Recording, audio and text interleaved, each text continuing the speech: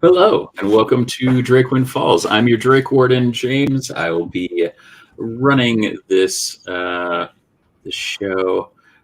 This is Drakewind Falls on twitch.tv/known world united, where we stream every other Saturday evening for your ongoing 5e D&D enjoyment. I'll have the players introduce themselves and maybe where you can find them, and a little tidbit on where their character went and ended up at the end of episode 4. And we will go in counterclockwise order as we are wont to do, starting with the ringer. That's right. I am Nature D&D Ringer playing Owl and Wizard Horton Abernathy. Last time, I did not get enough sleep. I'm exhausted. I went to class. We'll see if I fall asleep. I'm Warrior. I play Highland. He is a Minotaur Draconic Bloodline sorcerer. He got a full long rest because that's in his nature.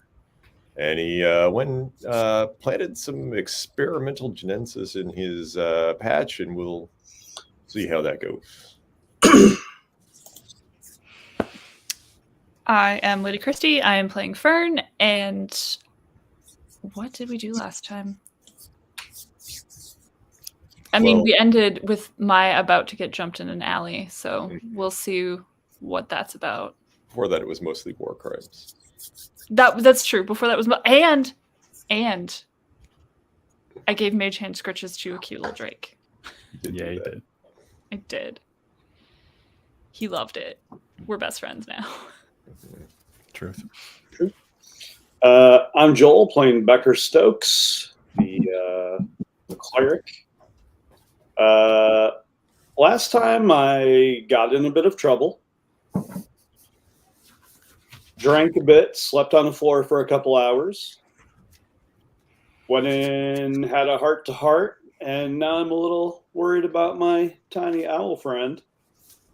So I'm going to go check in with the work crew to let them know I am not available today. I'm going to head to the school. Awesome. And I am James. I will be bringing us into the world of Drakewind Falls, where last session we had the good fortune to meet some new friends. Docklin Bright River, the local apothecary and part of the Council of 12 here in Drakewind Falls, as well as getting to spend a little more quality time with Sandy Silverthorn, everyone's terrifying dragon buddy.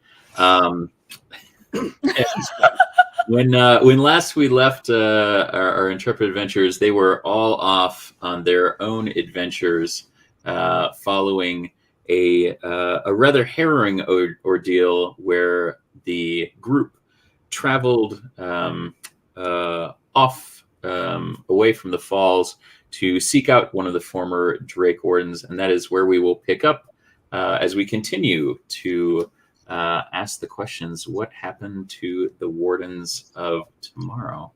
So why don't we start with Becker?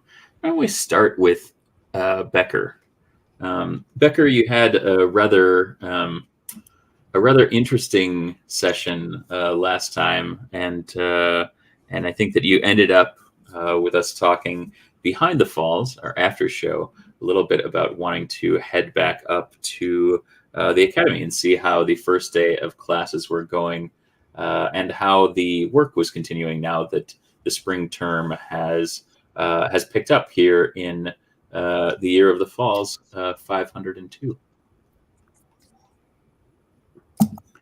So you make your way back up to the academy. You spent the evening at a dwarf bar on the kind of outskirts of town, and then went to pray a little bit with Doc Bright River. And it seems like the two of you have come to an understanding. A wonderful evening of mediocre sleep at the Leaky Stein, and now headed back up through the byways along the cliff's edge of the falls. You make your way up to the academy. It's much busier than it has been, and a different type of busy. You're used to seeing work crews out fixing some of the kind of issues after the quake, as well as expanding some of the options that the academy has for housing. As kind of even before the quake, there was a growing number of students coming from all across the continent. And so you can make your way up to your work crew. Is there anything in particular that you need to check in about, or anyone in particular that you report to? No, just trying to be responsible. Like, I don't really have an obligation to any particular crew other than, hey, do you need me tomorrow? Okay, I'll probably be here tomorrow. So just, stopping by to be polite, to say, hey, I know I said I'd be here today, but something came up. I need to go check on a couple things. Let me know if you really need me, but otherwise. Yeah, they seem to, they know that you're a dependable worker and that you've put in a lot of time as the repairs have been ongoing. So they don't really have, you're not one who's really want to kind of ask for time off if it's not something that's important to you. And so, they just let you know to check in, and hopefully we'll see you tomorrow. Horton has spent time in Poffles and you after being admonished by Professor Jean Lanny. Yeah. And you hear, Becker, as you are heading back down from checking in, that the bell signaling the end of the first session of the day has rung. And Horton, tell us a little bit about how your first class of term went, and yeah, what did you learn in Poffles and you for your first day? I mean, other than not being late, I learned about not startling Poffles, because they kind of tend to poof out and cause some problems. It's a true story. So as you are kind of exiting, Professor Lanny looks like he's going to talk to you, but you see Professor Chu, Professor Lanny's colleague in Magizoology, kind of walk in and just kind of like walk directly over you, just like not paying attention. Around his feet, you see there are some small lizards that are kind of running around. A couple of them, one of them is kind of like biting the hem of his slacks. The other couple are scurrying around, lighting each other's tails on fires. You see that there's a bunch of singe marks below the knees of Professor Chu's slacks, and he goes in asking for Professor Lanny's help. You can kind of see out into the courtyard, and you see Becker is moving. Well, actually, Becker, how are you? Are you going to kind of check in, or are you there primarily just to kind of make sure everything's okay? The second one. I'm not deeply concerned. Sure. But, the conversation earlier made it seem like maybe trouble's a brewing. Sure. And it may land wherever Horton happens to be. Yeah. So it's more of a, let me just try to be in that vicinity. Sure. So Horton, you just completed Poffles and you have a couple other classes this term. What's next for you in your day? Yeah, I've got alchemy next, and I definitely don't want to be late to that, so I'm pretty much flying out the door and trying to get there as fast as I can.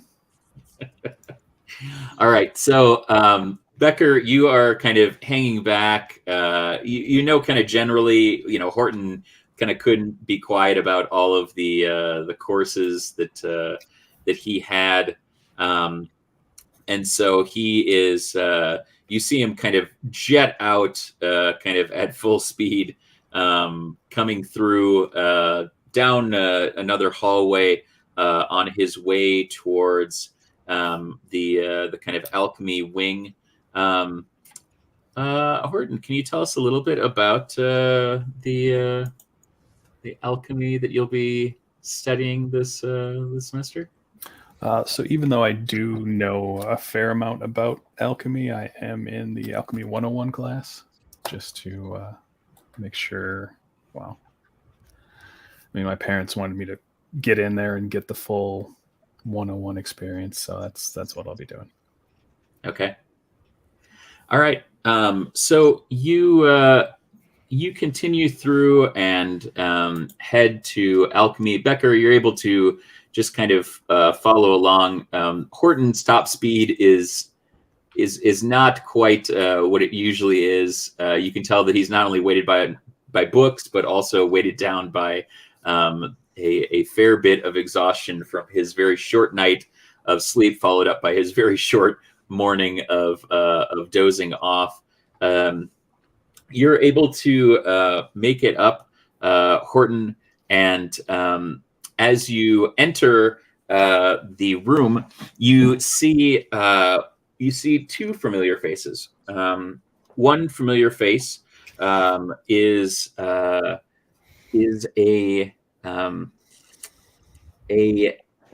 elvish woman who you know as one of the junior faculty in alchemy. The other is your very own grandmother. And the moment that you lock eyes with her, you know that she knows that you I was late. not on time. And she, like, you kind of like hop up a little bit, like maybe you're going to say something, and the look that she gives you is like, this is not a discussion for right now. Mm-hmm. So I'll just kind of make my way to the front and sit down. All right. So you start to get going, and your grandmother announces that this is the beginning of your alchemical journey, and that as you continue to progress through it, those students that are lucky enough to move through the kind of ranks of the general studies and take their placement exams, she looks forward to seeing the best and the brightest of all of the Drakes here at the Academy to join her for advanced studies. And Horton, you know that at the very, very kind of top of the food chain here in the kind of alchemical studies is your grandmother. And so this is a little intimidating for you. I don't know if that is something that you see yourself kind of following in the in the talents of, but you're motivated, I think extra motivated to at least pass your kind of basic proficiency tests at quite a high level. You gotta impress grandmother. What's that? I gotta impress grandmother. You gotta impress grandmother. So you kind of get settled in, and your grandmother says, I look forward to seeing some of you soon, and I also want to welcome you all to alchemical studies, and let you know that you are in very good hands with Vilinia, who is the professor for this course. Becker, you can kind of see in. This is kind of open. There's large kind of windows with light kind of leading in, and so from the courtyard, you can kind of keep an eye on everything that is going on. Yeah. And it seems that that Horton has kind of settled in. Hi. Oh, go ahead. I'm just gonna find like a nook or cranny, give a quick, hey Anatar, if when class lets out, if you can deliver the sound of hammer on anvil to wake me up, gonna catch a couple Z's. He's just gonna a little ground space and nap away. All right. Great. So Becker, you drift off to sleep, and you dream, and you hear the soft kind of rhythmic tone of the hammer hitting the anvil. It's not a kind of loud kind of ringing to wake you, but it is the kind of heartbeat of the forge that kind of echoes in your head. As you kind of hear this happening kind of repeatedly, you see the kind of visage of those attackers in their kind of full armor, and you see them starting to kind of march to that kind of heartbeat.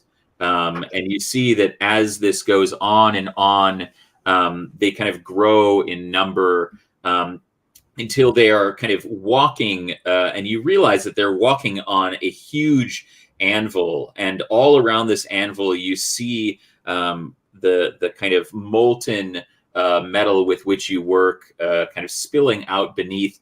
And as they continue to kind of walk and multiply, you realize that they are kind of walking off the edge of the anvil and kind of melting into this kind of molten lava as that lava begins to become more and more plentiful and rise up, and it starts to engulf the kind of base of the anvil. The anvil of itself starts to glow a kind of a bright crimson, and you can hear the kind of hissing and squeaking of that kind of metal being kind of transmorphed from its kind of its hardened physical state into something else, and then you hear the kind of dousing of water on kind of bright hot steel, and that hissing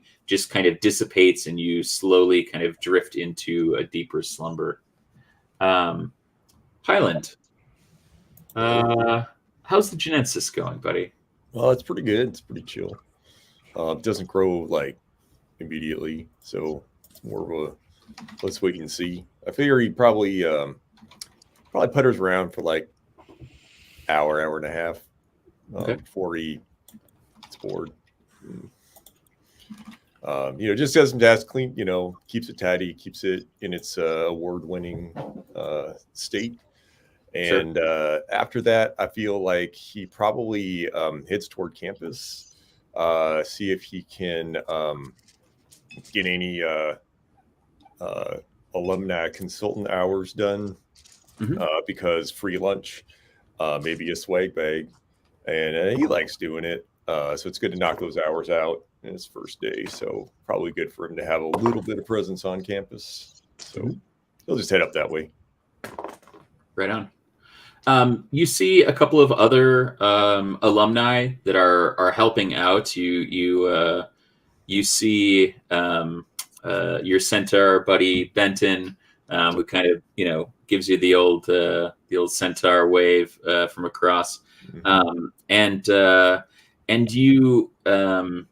are heading in to the academy. You see that there's the crews that are working. It's pretty quiet now that classes are in session. You can kind of hear them going on as you're moving through. Where are you going to kind of do your kind of alumni duties? Are you meeting up with somebody, or are you kind of generally going to help out or making content? Yeah, I feel like he heads to the alumni services office because that's where lunch is. and any supplies are.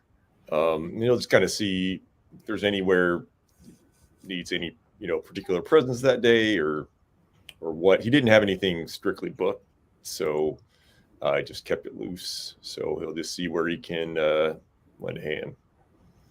Okay. Yeah. You kind of generally move in, and you see one of your former professors, Ardad Yoren, who taught history, and he is a scholarly kind of dragonborn. He wears a tall white collar and a kind of a deep kind of turquoise sash across his robes. He's one of the few faculty that you can see that carries a weapon at the academy. He carries a kind of both a kind of a ceremonial and a sword that shows his standing within his kind of larger clutch.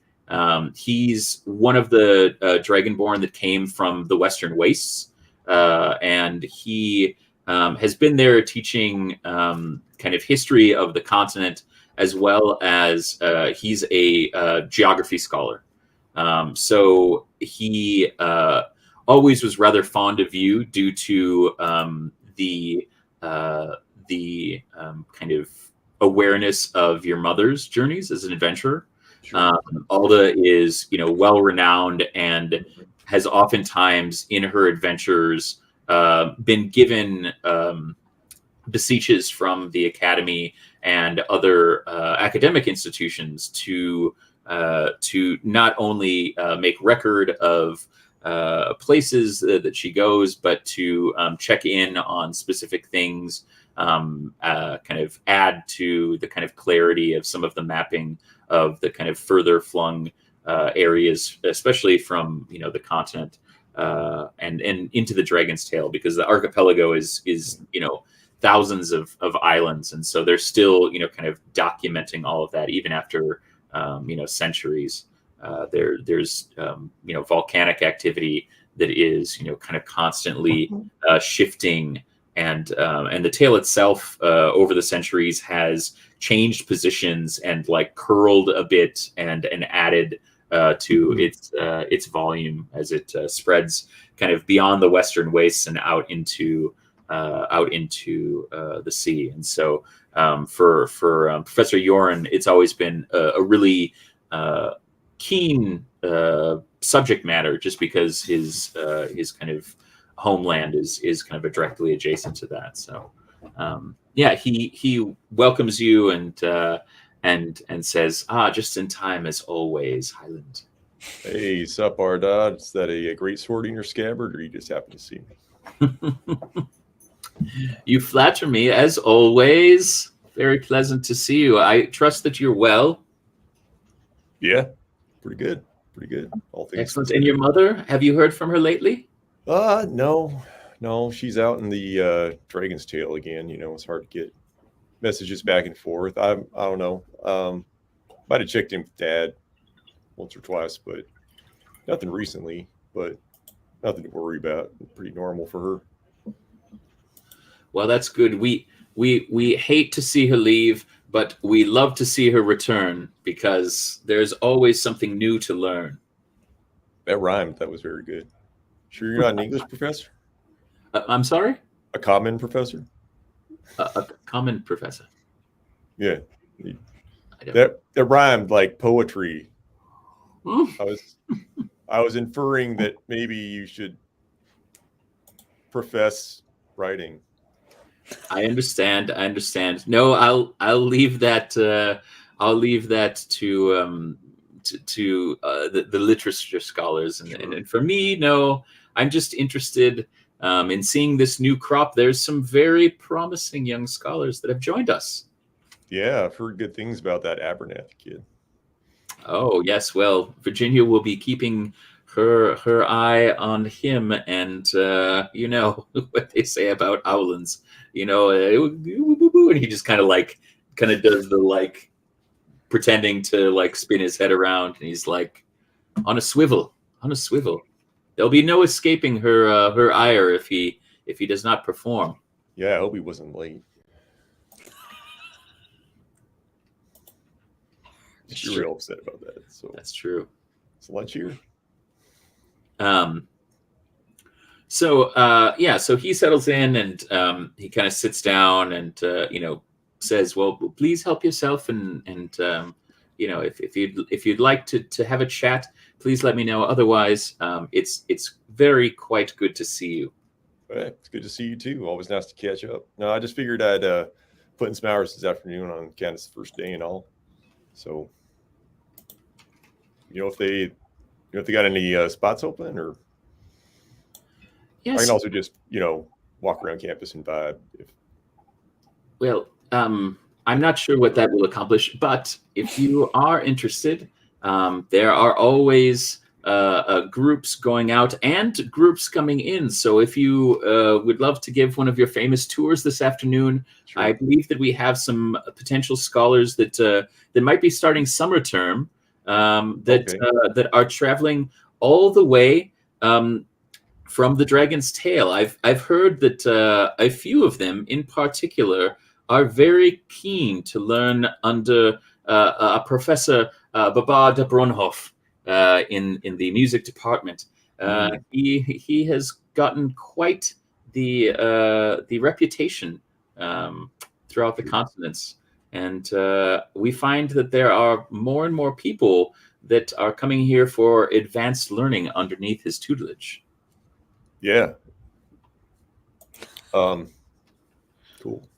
Yeah, I'll lead a tour. That sounds good. Excellent.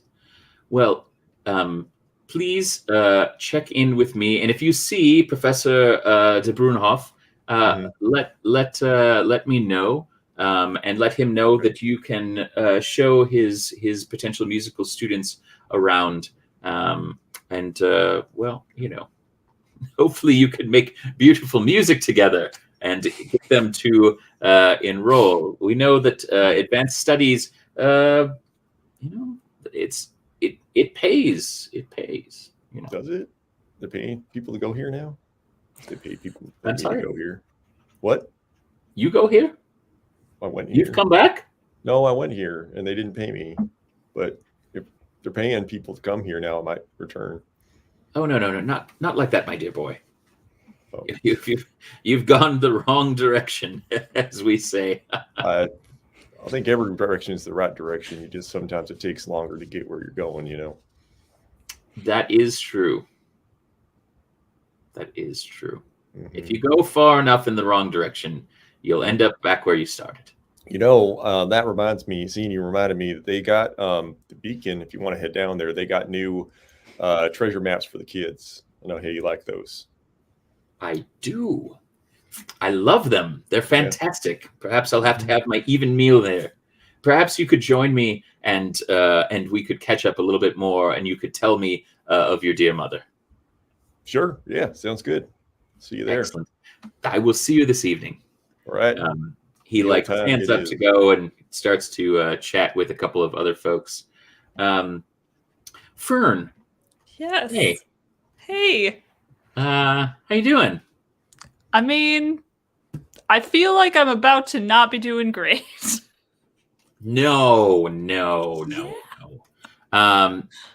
So when we last left you, you were heading through town. You also wanted to check in and see how things were going, make sure that Horton got to class all right. And you felt like you were being watched.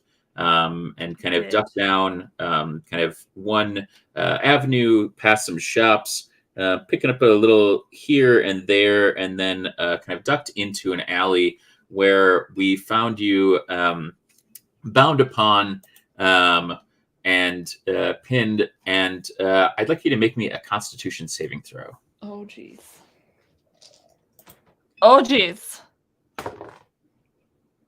That's a 19.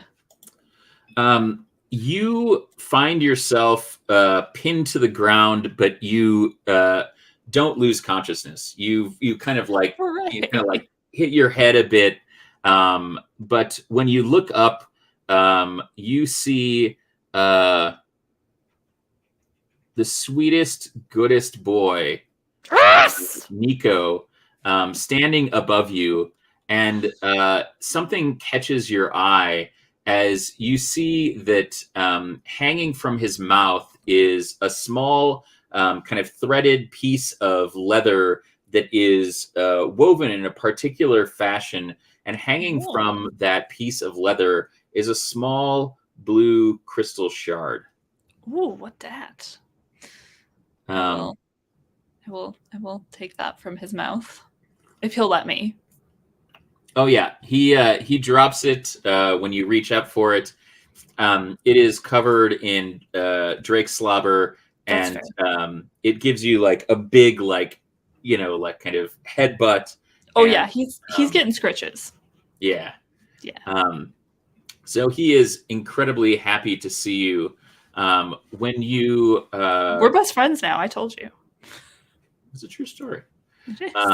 So when you kind of get that crystalline shard, when you get that crystalline shard, Becker comes back, and all of a sudden Hyan's like, bye. Oh, there he is. And you kind of pick it up. The hair on the back of your neck stands up. Oh no! Again. Make me a perception check. Oh God, we know I'm good at these. You're phenomenal at these. That's an 18. You feel like the stalker was none other than Nico. Good. You don't That's feel an like okay stalker is going on that is uncouth. But you do feel that Nico has been following you since you left the apothecary. That's because we're best friends now. Perhaps. Yes. Hmm. I mean, I'm going to tell him that he's a super good boy, and I appreciate him bringing me this. And I don't know what it is, but I appreciate that I have it now. Okay. What are you going to do with it? I will look at it and see if in examining it more closely, if I can suss out what this might be. How about an investigation check? I'm real bad at those, so. Well, I mean, it's up to you. You do have sorcerer vibes. You could do, you could do an Arcana check. You could do. You tell me how you'd like to. Okay, I'm gonna do an Arcana check because this seems like it could be magical. Just maybe. Just maybe.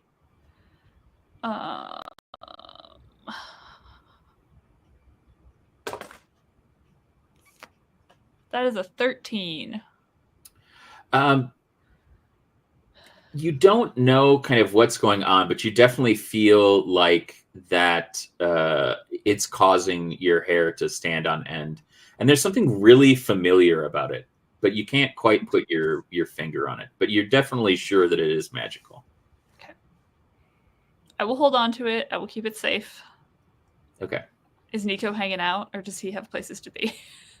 No, Nico is like sitting there. Nico is the sweetest Drakearoo. He has definitely taken a shining to you since the mage hand scritches, and he's kind of looking at you expectantly, kind of like cocking his head.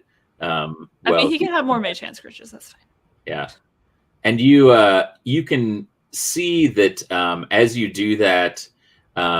He kind of starts to, you hear kind of a clicking, almost like the sound of a stove light clicking on. And as that happens, you see that there is a kind of bluish glow that is emanating from his throat. And as he does that, the crystalline shard that you hold in your hand starts to kind of spark a little bit with little kind of blue kind of bolts leaping from it kind of here and there.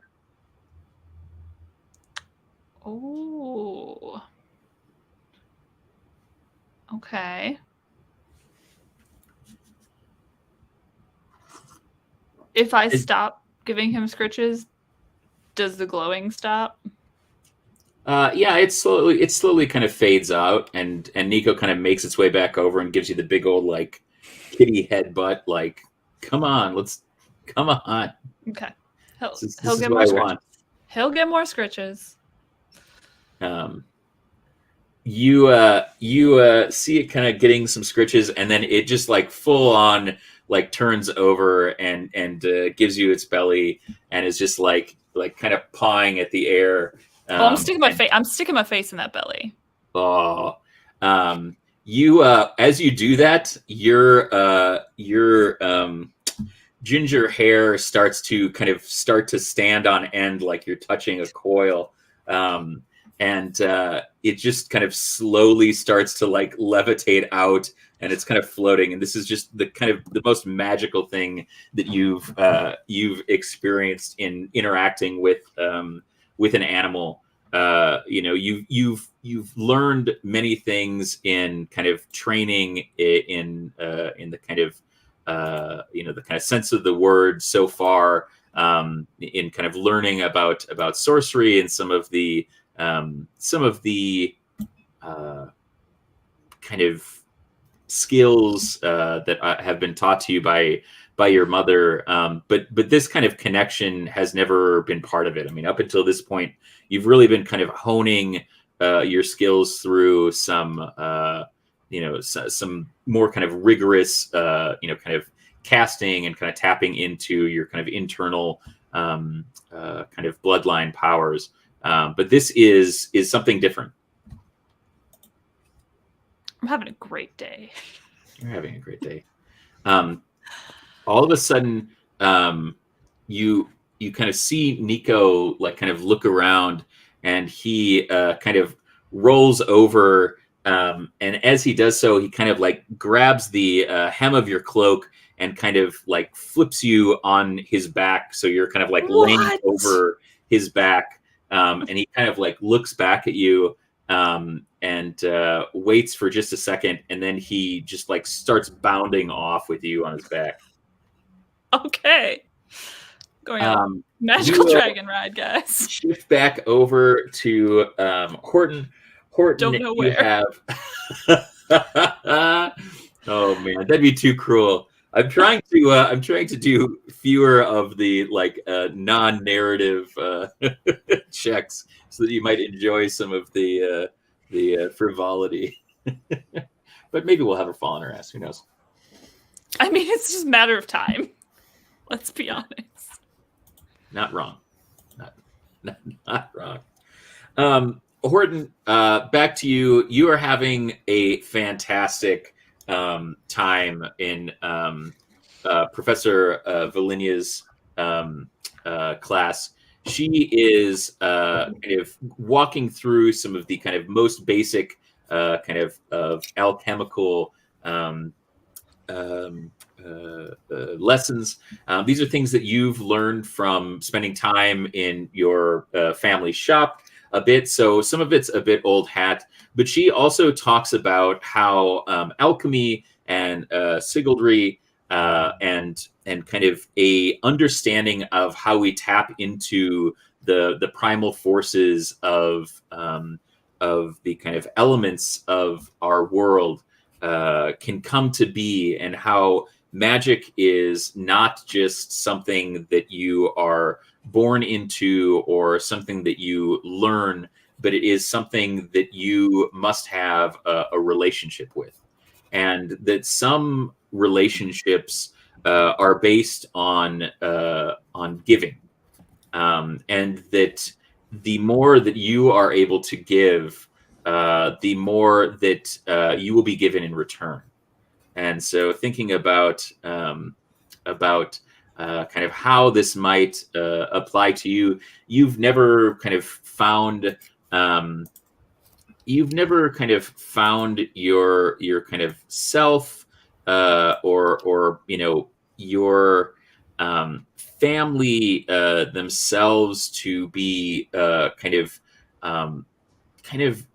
exquisitely gifted. You've always had to work very diligently, but that was very much a kind of part of what was kind of drilled into you as you were growing up. I mean, very, very kind and loving with you and the rest of your siblings. But your parents and Virginia always really kind of instilled in you that in order to work hard, a wizard has to learn their lessons and master them through repetition and practice, and that without that, there's nothing. Very much a kind of a book smarts approach.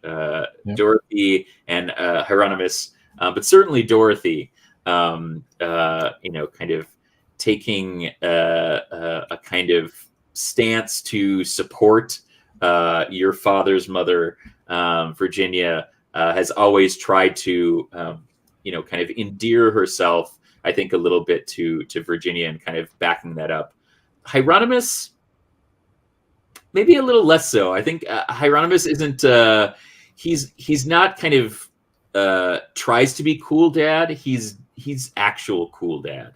When you are hanging out and helping out at Thistle Do Nicely, he is very supportive of you kind of following your dreams, and that could be, he says, this could be yours one day, like it became mine after your grandmother chose to recommit herself to the academy, or you can do whatever you put your wings to, and we sent you to the academy because we wanted you to be a drake, and we wanted you to spread your wings and soar. And wherever those wings take you, he always has let you know that he will back you up, and that he hopes that you can provide the example to Harlan, Holden, Hayden, Harper, and Hope to follow in your tiny little talon steps, and that they can be inspired by you as the kind of first generation, or the first in this new generation of Abernathys to attend the academy.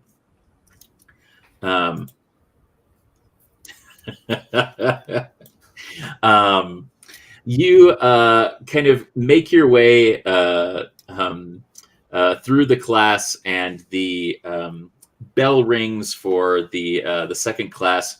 Becker, in the back of your mind, you hear a kind of ringing, but for you, it is kind of, again, you've kind of drifted out of your slumber, and it is the ringing of a forge that hits your ear so magnificently. It is unlike anything you've ever heard. This is the purest sound that you've ever heard of hammer striking metal. The reverberation on an anvil, just at a pitch that is holy to your ears. This, you imagine, is what the voice of Onatar sounds like, ringing out through the kind of darkness. This is the what bards refer to as the first spark, right?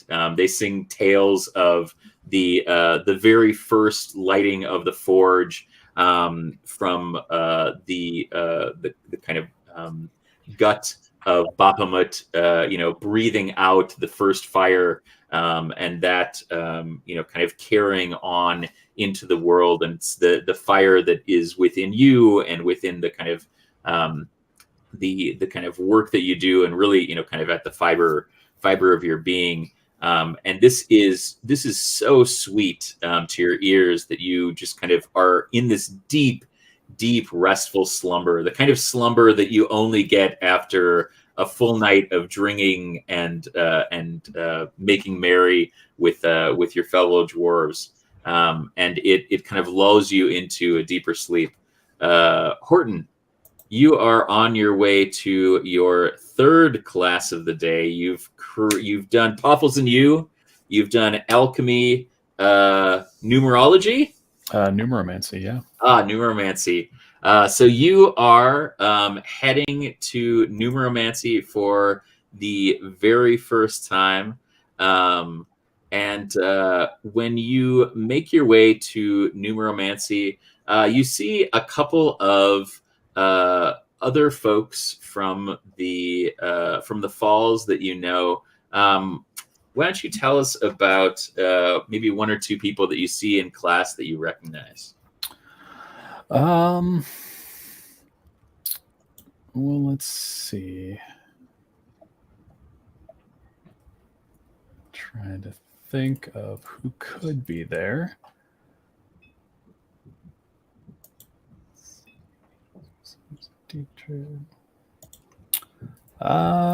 Yeah. So there is an Earth Genasi there. Ooh, Yeah. His name is Basalt Butte. Basalt Butte. What a sweet sounding boy. I know, right? Anybody else you notice? Any other young, able-minded individuals taking numeromancy? Yeah, we've got a dwarf. His name's Avar. He's kind of a little mopey, but he gets along pretty well. Avar, dwarf. Excellent. Classmates in numeromancy. How do you know these two? So I'd say we probably just kind of met around town. They're both from around here. Excellent. So yeah, you meet them kind of at the door and walk in, say your hellos, and you kind of sit down. Oh, yeah, thank you. You sit down kind of next to one another, and as you do that, you see a kind of rather quizzical looking individual kind of amble in. They have kind of hair down to their shoulders and small spectacles on the crook of a rather long nose. On their back, they have an entire satchel just full of scrolls kind of sticking out, and another that is kind of slung like Johnny Appleseed style along its hip. And there's additional scrolls coming out of it. You see that they are also carrying a large tome that it has to be twice the size of you underneath one of their arms. And as they set it down and begin to open it up, you see that there are sigils on the clasp that it had over it, and it opens and flips through pages and pages and pages, stops on a page, and all of the sigils on each of the individual desks start to glow, and you all start to raise up off the ground in your desks, and it resorts you around. Make me an intelligence roll. All right, this is disadvantage because it's just a check, right? Yep. Well, that's going to be a natural 1. If you let me add anything, that's Sure. not the character sheet. There we go. That's an 8. If I get nope, I lied. It's a 4, not a save. Oh no. Oh no, that's not good. Yeah. Okay, He's real so you recognize this as Keeper Strang. Keeper Strang is the numeromancy professor there. And although he is kind of the head of the numeromancy department, he oftentimes teaches the kind of lower level classes as a way to identify some of the kind of most promising individuals. And this is your first. This is 101, correct? Yep. So you kind of look around and you're like, "What is going on?" And you see that Avar like kind of looks at you and is just like, "Oh, they don't want us to sit in our own order, I guess." And you see that everybody is rearranged in alphabetical order, and you all kind of settle back down, and the tome kind of stops glowing. Highland. Yeah. Hey. Hi. Hello. Hey. Oh. Hey. Hey. Yeah. Horton, make me a Constitution saving throw. We can play that game. At least it's I'm a just kidding. save. I'm just kidding. Nope, I did it anyway. It is a 13. All right. Hey. No horking. I didn't tell it. All right. So Highland, yeah, let me know. You kind of are along, kind of walking through the halls down to the kind of the choir loft, where you can hear the sounds of thunderous footsteps, kind of echoing along, and you hear the sound of someone saying, "How could I forget? How could I forget? Today of all days, how could I forget?" And as you turn around a corner, you see this absolutely gigantic Loxodon walking around. He has this really beautiful, resplendent kind of white tunic on with a kind of abundantly rich green robe with brass kind of inlay on all of the collar and kind of down on all of the buttons, which he has open. And he has a belt buckle that looks like a lute and has to be like, roughly the size of most normal books. And on his lapel, he has a pin that looks like a tree with the roots kind of spread out. And at the top of the tree, there are 7 different branches that spread out, and all of them actually kind of terminate in the end of a horn, like a bugle or a trumpet. And he kind of looks down at you, surprisingly. I'm not that You're tall. very, very tall boy, but Professor de Brunoff is quite an imposing individual, and he says, "I can't believe I forgot today of all days that we're going to have a tour. I've been told that you might be able to help us out." Yeah. Yep. I'm here for the tour, to provide it, not to join in as a participant. It's all right. It was kind of on the fly. We just thought it'd be nice for your students from the tail, especially, to maybe just have a little help find their way around campus, and so here I am. That would be fantastic if you could give them a tour around of everything and then just bring them back to the music hall. I should have everything together by then. Okay. It slipped my mind. How long do you need? Oh my goodness. And he starts kind of like tapping his toe, and then he goes, at least a 30 measure rest. I don't know what that means. Just Like count to 4. 1, 2, 30 3 times, and then just buy me some time.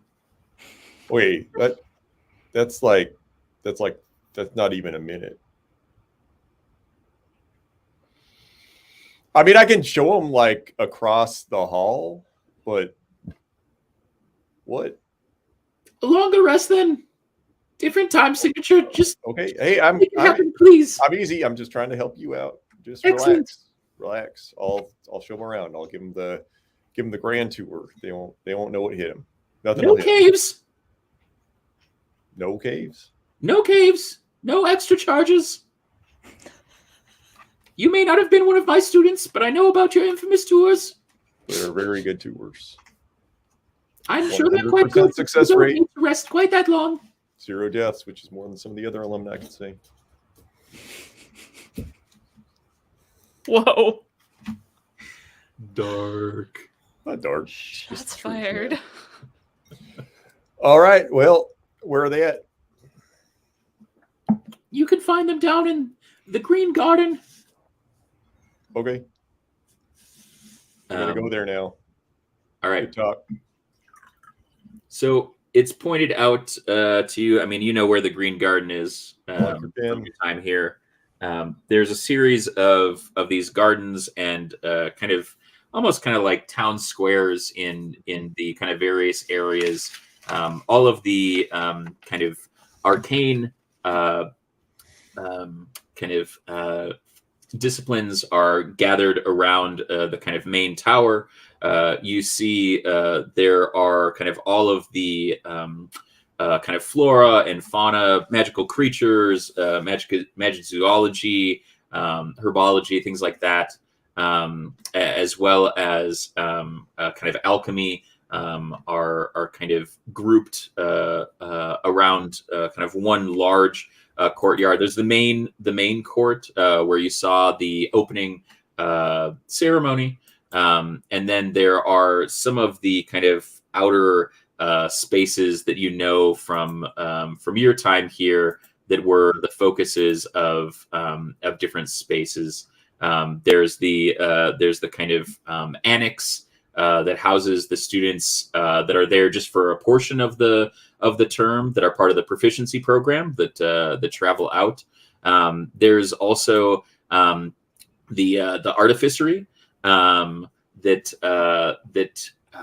has kind of its own space and has students that are kind of working there, as well as those that are taking some of the more kind of advanced courses in sigilry that kind of contribute to creating various accoutrement and materials and artifacts that Drakewind Falls and the Academy use to help support its institution. So you head down and you meet kind of a number of folks that are hanging out, just kind of waiting, like looking around all wide-eyed and just kind of completely in awe of the Academy. You can tell that they're not all from the Falls. Some of them are kind of like hanging out there with what appears to be parents. A couple of them are accompanied by your good friend that you hung out with at lunch, Professor Yoren, who's kind of orienting them. You can tell that they're both quite young Dragonborn, and he's speaking to them in their native tongue. And then there's also excuse me, a small rat folk that is hanging out there, who has a kind of very kind of bright vestment and a kind of rather oversized backpack, who seems to be on their own. All right. Hey, hello everyone. Hey, Ardod, what's up? Funny running into you again down here. We just ran into each other up there.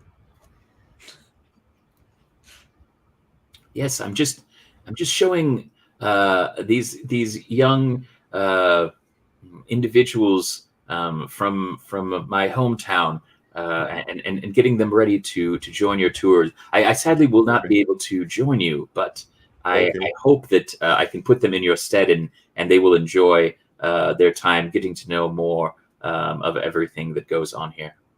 Yeah, sure, of course. You got something to do? You gonna show these parents around? No, the parents will be going with you. Sadly, I must attend and get ready for my classes. Start of term, very busy. Sure.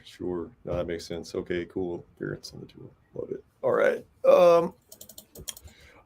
Well, hello, assembled studentry and parentry. My name is Highland. That's it. And I am an alumni of this esteemed institution. And I'm going to be your tour guide for today. So I'm just going to let's start this off light. Y'all know where like the cafeteria is and stuff, right? Like you know the basics, or are we doing the basics? We're doing the basics. All right. Well, all right. Let's go. We're gonna go first to the cafeteria. It's where you eat. So pretty important. Make me a performance check. Okay.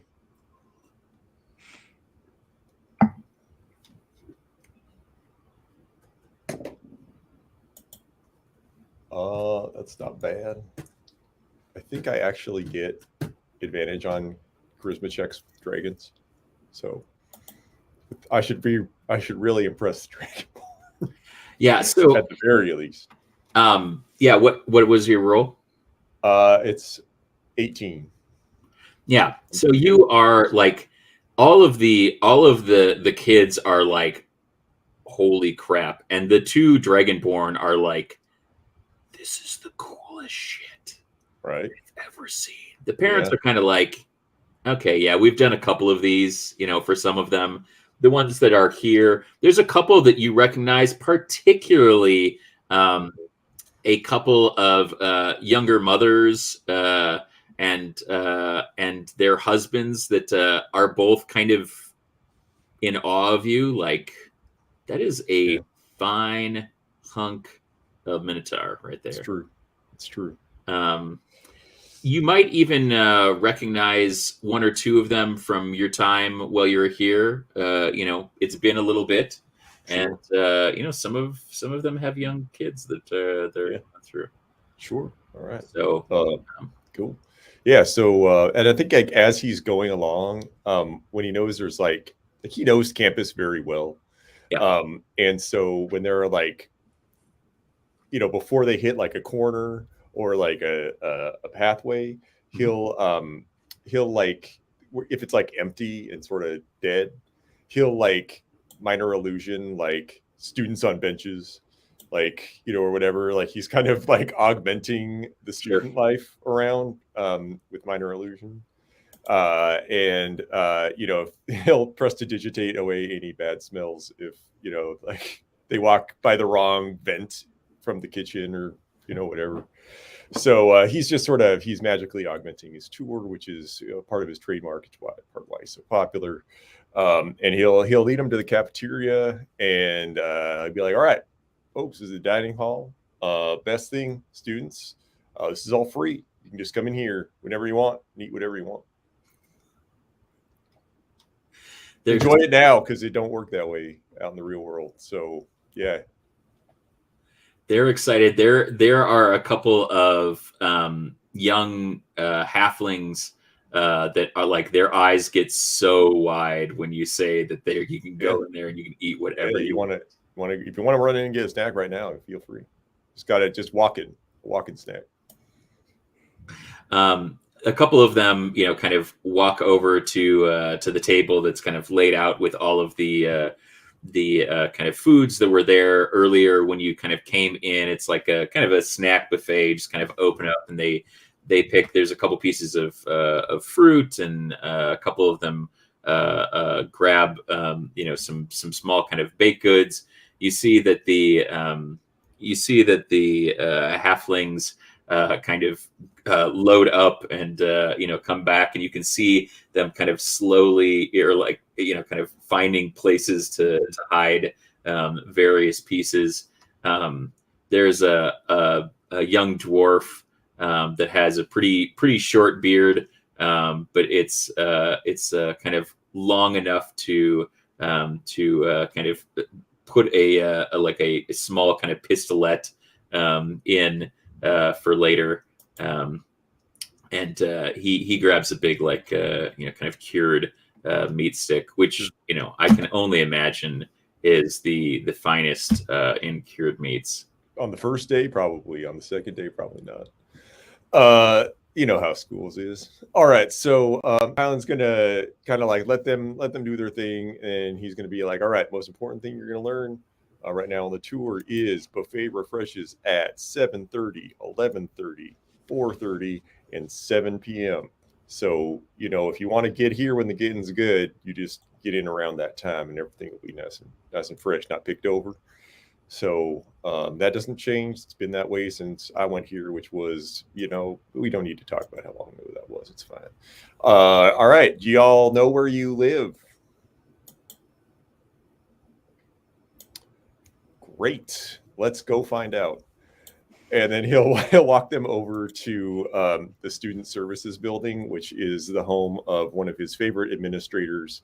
In addition to his recently rediscovered friend, it's also home to one of his favorite staff members, is sort of an elderly knight who knows his mom from way back. His name is Sir Visus, the head of Student Services. It's VISUS.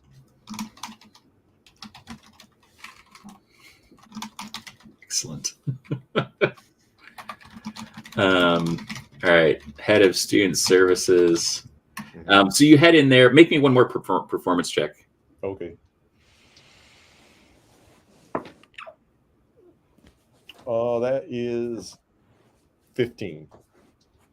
Yeah, everything is going well. Services and your other charming friend from the caves welcome you and are like, Highland, and they're like so happy to see you, and everybody's like, wow, this guy's like a big freaking deal. I am a big freaking deal. Becker, as you are sleeping, you start to, in addition to the ringing out, you hear like the voice of Highland like speaking in the distance, and you like hear little bits and pieces like, do you know where you belong? And the snack table gets restocked at 7:30, 11 a.m., 4:30, 7 p.m. And then like a little more silence, and it's just like, everything's been the same for as long as things have been going on. And as you kind of hear about all that, you kind of flash back a bit to the vision that you had of you and Fern in your favorite garden, kind of both kneeling down and crying. And at that moment, you hear the large, like, clear ringing that you asked for in kind of waking you up, and you kind of snap to a start as you can hear that the bell is ringing out at the end of the second term. Fern. Yes. You are on the back of a very enthusiastic Drake. Yeah. Looking like I've been electrocuted, just hauling ass around town. Yeah. Making its way kind of through the town, mostly by way of some tunnels that you note go through what you thought was kind of solid rock in the kind of large kind of portion of the Wing Whisper Mountains that make up this part of the falls. Eventually, it kind of makes its way kind of out, and you recognize that you're on the outskirts of town near where Sandy brought you, until you recognize the familiar look of the apothecary of one Great River. I mean, Nico lives here, so makes sense. Sorry. And so it kind of bounds up to the door, and then stops and kind of gives a little shake, and then just like sits down outside the door. Thanks for the lift, buddy. I'll give him some more scritches. Oh yeah. Oh yeah. I'll give him a mouse candy too. I don't know if he'll eat one. I'll give him a mouse candy. He'll eat it. You're gonna give him a mouth candy? A mouse candy? What a mouse candy. I was like, what is a mouth candy? What is a mouth candy? I don't know. But you're gonna have to make a Constitution saving throw. Yeah. Oh, yeah. He's into it. Yeah. Yeah. Good. I mean, does he take it and run away so he can go eat it somewhere else and I won't see him? Yeah. Like he plays with it a little bit. He kind of like lets it like bound from his thing, and then you see his tongue like kind of wrap it up, and he like puts it in his mouth, but like you can tell he's not like chewing it. And you see him kind of go around the side of the apothecary, and this gigantic like doggy door on the side of the apothecary like opens up, and he bounds inside. Bye, friend. Okay, well, I'll go inside because clearly I am supposed to be here. You enter, and again the kind of the Genensis vapor floats high on the low ceilings, and you hear from the back the familiar sound of Dockland's voice, and it says, I see that you have been brought up to speed by Nico. He was very insistent that you join us here so that we might talk as friends do. He was very insistent and very speedy. Well, he does nothing in half measure. It's not in his nature.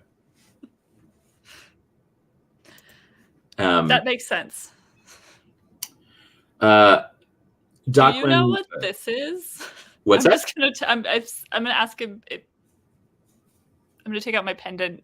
Gotcha. Shard, whatever. Is it like on a cord, or is it just a? Yeah, it's basically like a crystal with a piece of like leather wrapped around the top into kind of a knot, and then it has kind of so it's like a pendant sort of situation. Okay. What's that? It's like a pendant sort of situation. Yeah, like something you'd wear around your neck. Yes. And Dockland kind of speaks from kind of the back, and you hear her say, I think you know what that is. And I think you know why you're here. You see, I'm an old friend of the family. Oh. You know my dad? No. My mom? I am a friend of the Lady Fantlin. Oh.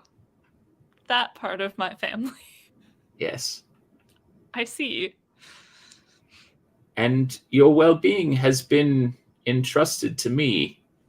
Oh. You see, there's not many pieces of the Fantlins left here in Drakewind Falls, but true. You've received one last sliver of your family's legacy, and another more energetic piece of its legacy brought it to you. You see, when Nicola came back to the falls, I made it my duty to ensure his safety from those who would cause him harm, and so he doesn't go out in the light of day too often, which is why it was of particular importance to me that he took such a shining to you immediately and the rest of your friends. Because I know that there's something special about you, but them, it's quite fascinating. She comes out from around the corner, and you see that she has a kind of small bowl. And in that bowl, there seems to be what looks like kind of a kind of sphere of ice. There is kind of a large kind of billowing kind of smoke coming out from it, and the kind of energy in the vapor seems to be crackling. And the closer it gets to you, you feel the hair on the back of your neck stand up again, and she says, "It's quite all right. Nothing to be afraid of." Yes, your hackles. She kind of comes to the front and beckons you to kind of sit down at one of the stools at the counter, and she sets it on the counter and then goes to the front door of Splint and Root, and you can hear her kind of lock the doors as she kind of runs her finger down. And when she gets to the bottom, she turns around, and you kind of look back over your shoulder, and you can see that the sign kind of flips around to close. Oh shit! And she says, "I believe that it's time that you and I have a talk about your presence here in the falls and what that might mean for all of our friends like Nico here." Becker, Okay. you are awake, and you feel like the most rested you've felt in a while. It's rare that you have a vision that brings you the kind of range of Okay. intrigue and kind of satisfaction of the kind of dreams that you experienced, but you recognized the kind of call that you asked for, but within your dreams there were, so many more kind of aspects of it. Could you make me a history check?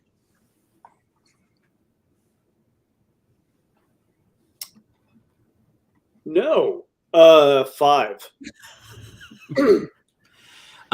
As you kind of awaken, the kind of the lingering memory of the kind of ringing of that kind of first forge, the kind of spark that's there starts to kind of fade from your memory and be replaced with a feeling of contentment, but curiosity. And no sooner than you kind of dial in on that, you realize that you were awoken based on your desire to check in on Horton again, and so you can make your way kind of through the academy to where Horton's next class is going to be. And let me know kind of what you'd like to do as you're moving through. So on the way there, now that I'm better rested, he is going to make a swing through the cafeteria because he remembers dreaming about cafeteria hours for some reason. Yes, absolutely.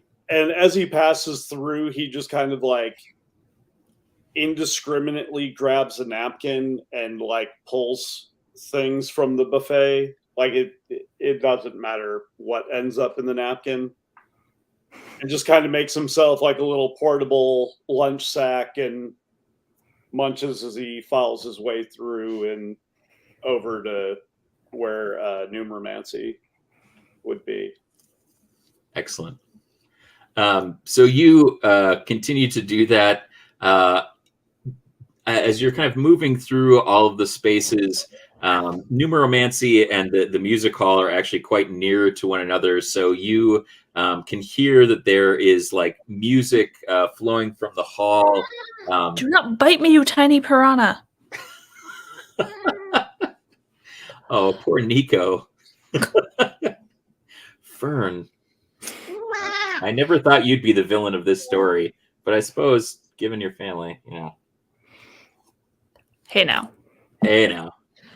Poof like had her claw stuck on my sweatshirt, and then I went to unhook her, and then she like wouldn't stop biting me. So sorry. We're having a great day. So Becker, you hear that there is the sound. This is a familiar sound to you of Professor de Brunoff, oftentimes playing. He is infamous for mastering some of the school of the fabulous overlaps of bards and wizardry that is taught kind of out in the Dragon's Tail, but kind of have been passed down. And he is in his kind of most prestigious performances, a one-man band or a one-woman, as the case may be. And so as you pass through, you can see that this is not the kind of normal, couple of instrument style, one Loxodon band. This is like full on. We are kind of impressing people. You haven't kind of seen them go this kind of full out since the first people, since you first kind of came right after the quake, and he was playing. Yes, absolutely, the Bar Philharmonic. And so you see that he has a massive bass drum strapped to his back, and kind of a number of different kind of hi-hats and cymbals all arrayed. The kind of large belt that he has kind of various kind of lengths of metal tube kind of hanging from it, so he can play it like like wind chimes. You hear him kind of tuning up his violin, and you can hear the kind of flexing of the different kind of pulleys and various systems that aid in him playing the percussive instruments. You reach the numeromancy wing, and you can see a young Horton that is doing his best to keep his heavy eyelids open, but he's not doing a great job. Horton, could you be a deer and make me a Constitution saving throw at disadvantage? Oh no.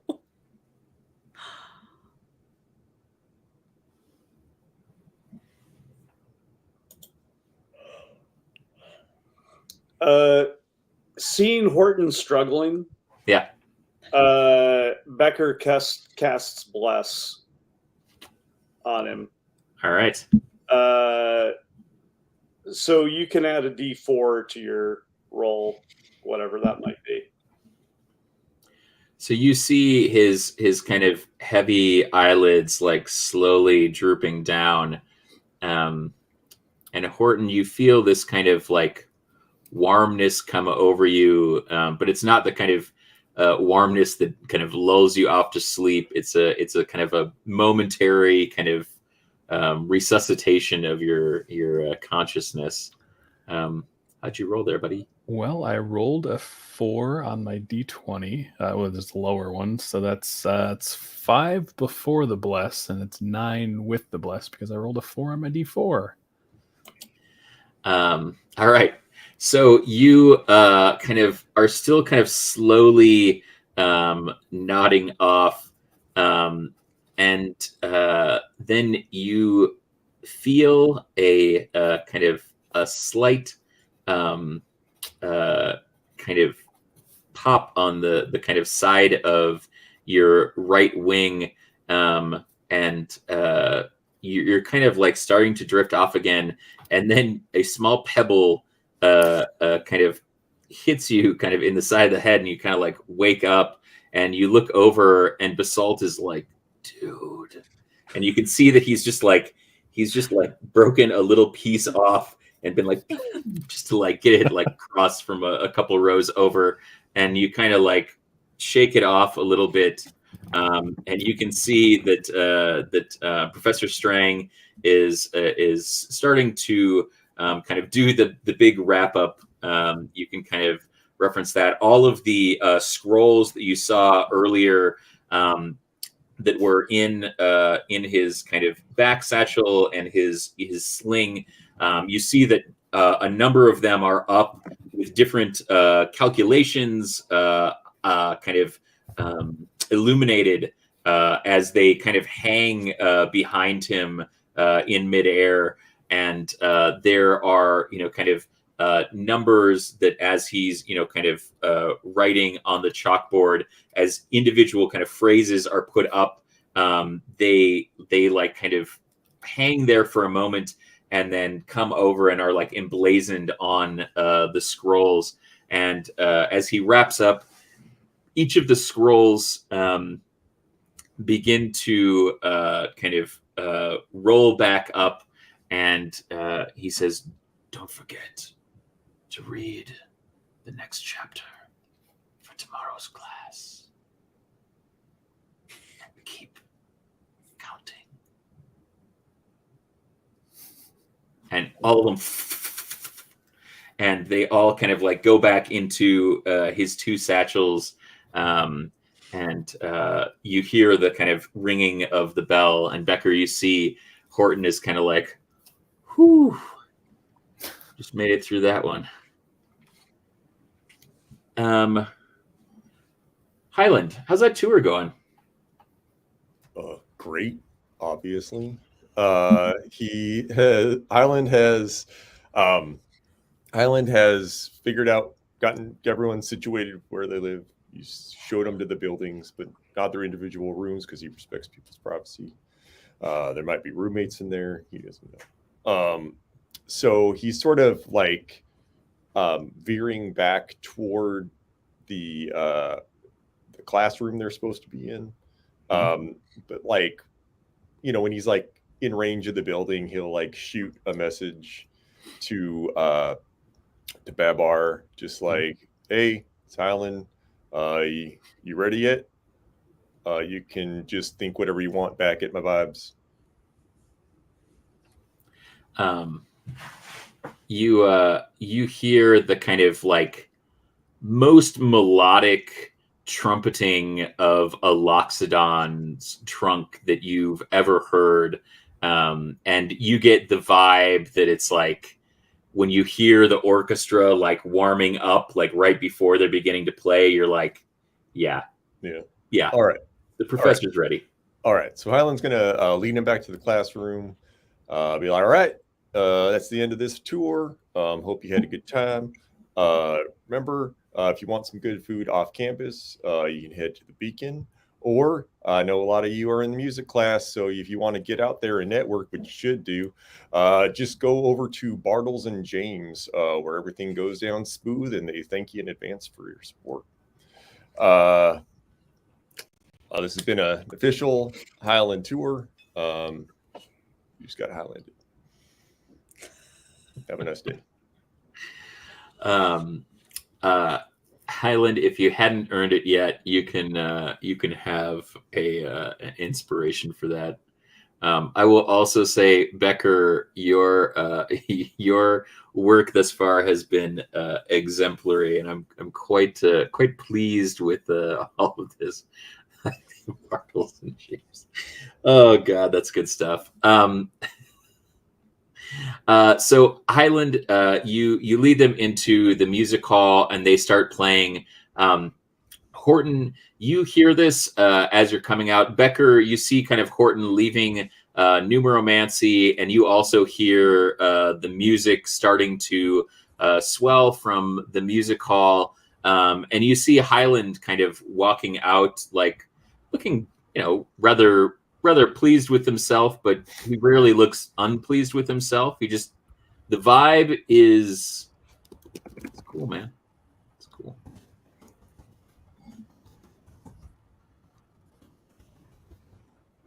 Horton, you finished your first day of the term. Good job, buddy. Mostly stayed awake. I've got lots of homework, though. There's always homework. Always.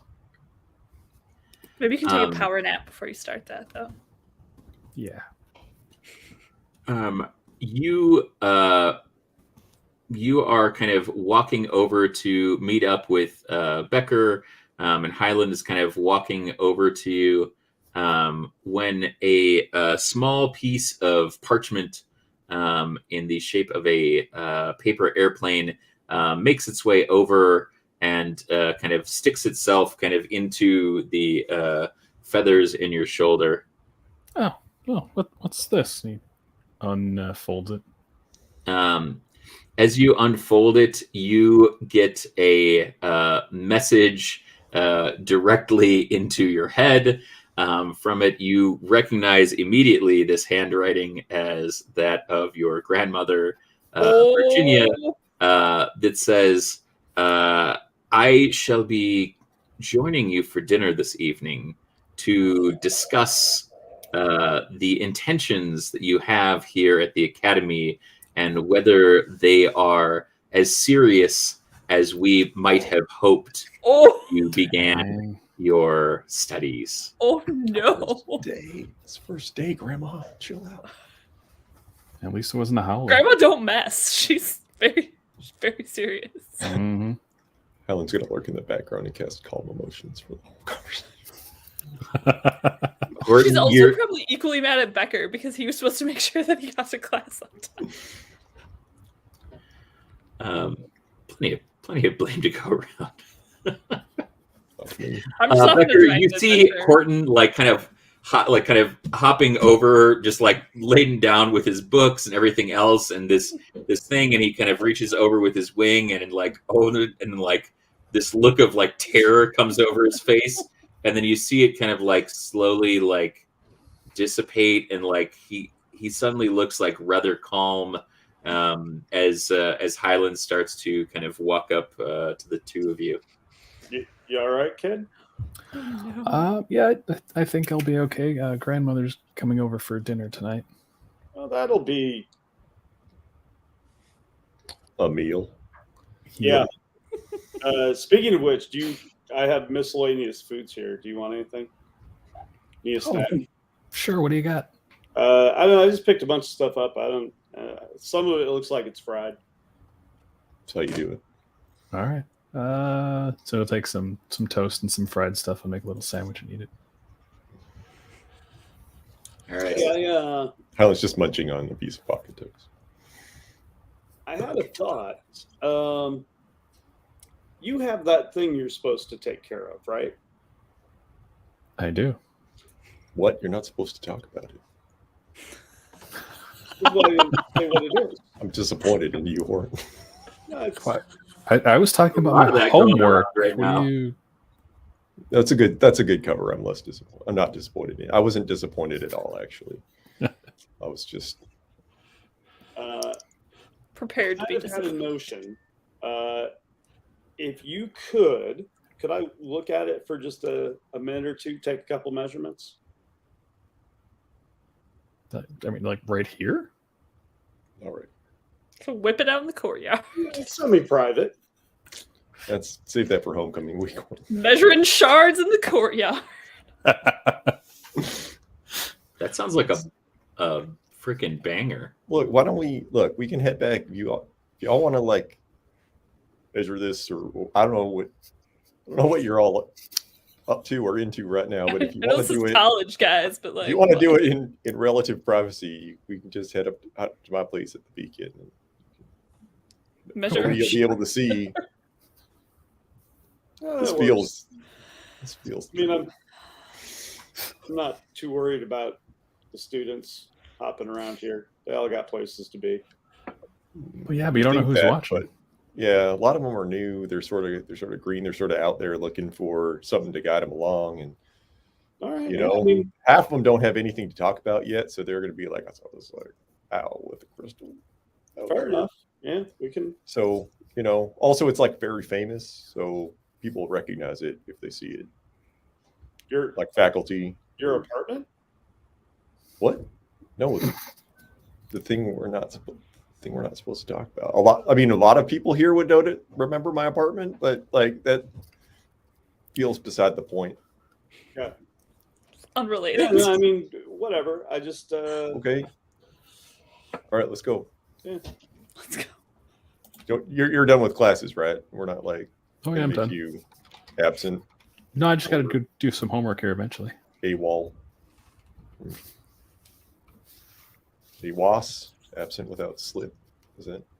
I don't know. Anyway, We can go. I never worry about it, but all right, yeah. So we'll head on down to the Beacon, in my little room there. Do some weird crystal shit. All right, Measuring so- shards. So you guys start to head out through the academy as the sound of the music hall begins to fade. You see Professor Chu like taken off across the courtyard, and he's just chasing this big pack of Litzards that is just like lighting little things on fire here, and he's just like, "Not my Litzards!" And then you see Professor Lanny like running after him, like trying to like keep up, just be like, "Expect the unexpected in the kingdom of magic zoology, yeah!" And they just like go tearing ass across, like trying to like pick up. They both have like these, it looks like enchanted nets, like trying to like pick these things up and scoop them in what looks like just like a block of ice. And you can see that there's a couple of Litzards in there that are trying their best to burn their way out. So you guys make your way back down to the beacon. Before that, do those look like they're very large, like over 10 pounds? The Litzards? Yeah. No, Okay. they're rather small. They look a lot like salamanders when they're pretty tiny, but they're just kind of one of the many beautiful creatures that yeah. Horton's gonna like use Mage Hand to try to help him out and throw a few where they need to go. Excellent.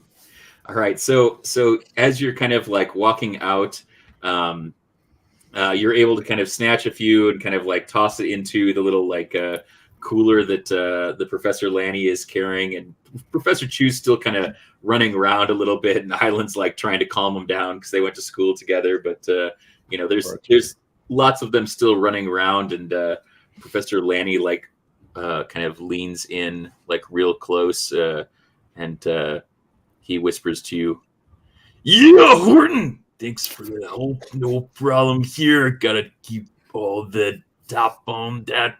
Oh, Professor Chu, getting all kinds of crazy here. Madness taking over. Good first day, though. Don't worry about being late. I'll clear everything with Grandmama." Oh, thanks. I'm glad to help. Just forget. No. Yeah. What? Puffles! And he just like goes running off.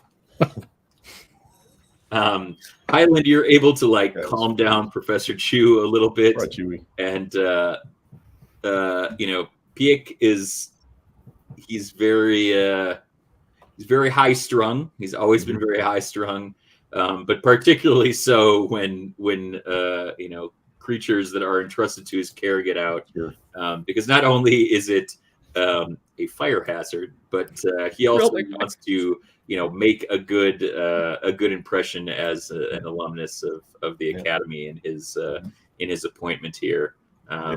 Highland just gives him as many sips as he wants off the mug, and just says, "Hey, buddy, don't worry about it. You just, what looks like a mistake to some is you proactively observing the escape patterns of lesser-known species in a controlled environment. So, this is actually a really big win for you if you think about it. So, good job out there, Chew." He kind of just takes a small sip and then a bigger sip and a bigger sip, and then hands it back to you, and he just goes, "Whew." And he just starts walking away. So the Magizoology department makes their way through. Professor Lanny's very happy to have had your help, Horton, and it certainly makes a good impression on him. It's also his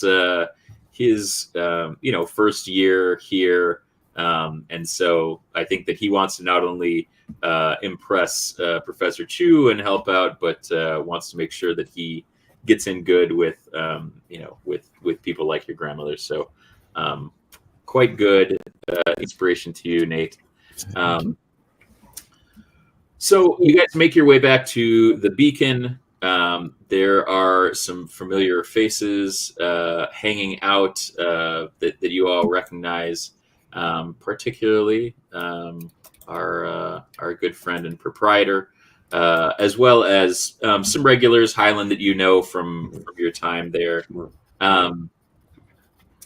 Fern, you are going to have a bit of a conversation with your new friend, and she basically kind of invites you to stay for dinner, to kind of hear a little bit more about all of this. By the time you've kind of gone out and you've been kind of brought back, it's probably kind of around the same time that Horton is wrapping up with classes in the afternoon, and so she kind of lets you know that not to worry. It'll be an early dinner, so that you can rejoin your friends without too much very kind of you, consternation or questions about your whereabouts.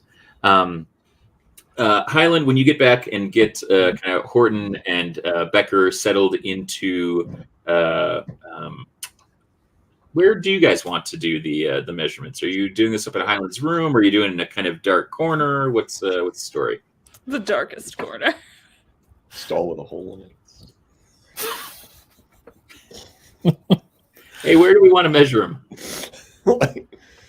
Yeah, Highland will show them to his room. It's a nice room. It's fairly spacious. It's a lot of plants. There's some nice moody candlelight. There is moody candlelight is a line of candles that Ferdinand sells at the beacon. There's a lot of books. There's some art on the walls. Looks like he probably did it himself. He's nice comfortable bed, very plush mattress, some extra blankets, definitely some stuff he brought from home. He's just like, hey, yeah, you can make yourself home. Secret here, except whatever the two of you are gonna do. I'm gonna go out. I got a dinner meeting, meeting. I don't know. Somebody wanted to have dinner with me, so I'm gonna go do that. Say hi to Ferd. So if you need me, I'm gonna be out there. Just leaving him alone in your room to measure those shards. Look, It's not quite dinner time, is it? No. Okay, This is prior to dinner time for you. Mhm. And Highland is you know, politely being like, I don't know what you're doing, and I don't want to be part of it. I mean, and the Abernathys are, they're known Night night owls. owls, so they eat rather late. So yeah, no, you can do this. So Becker, explain to us what you'd like to do to what you'd like to measure exactly. This So- is what I was thinking, Gordon. You've been told to keep that shard safe, Yep. and you're what, carrying it around in a pocket? I mean, it's in my backpack. And Your back- Horton will pull it out. All right. So I was thinking I could make like and what I'm envisioning is kind of like part shoulder holster, part pickpocket proof wallet that Horton could wear under his shirt and have it like contained and out of the way where nobody would see it and you wouldn't have to worry about it falling out. But if I'm going to make something like that, I need to know like how big the container needs to be to hold the crystal. Sure. But it's up to you. I mean, it's your task. Like if you think that would be useful, like take me about an hour. Yeah, that sounds great. And I'll hand you the crystal. All right, so you can go through and do that. Becker, if you want to just kind of say a little bit about kind of what this thing looks like, what you'd like to kind of make it, what measurements you need to kind of take in order to do this. Yeah. So basically, like width, height, Mhm. length, The and big three. I'm thinking, yeah, I mean, like its dimensions. And then I was thinking kind of like a cigar case with a locking clasp.